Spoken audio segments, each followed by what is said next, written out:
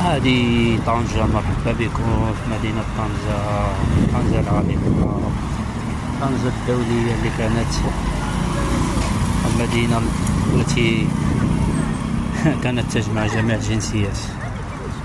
هذا صالون المغازين طنجة. عند واحد الإطلالة ديال المدفع، كانوا كيحاربوا من هنا ديك ولا كوقيلة الاستعمار البرتغالي في واحد الوقت، ولا في الاستعمار الإسباني، كانوا كيحاربوا هنايا بهاد المدافع. هذا وصل المغازين في طنجة، ها هو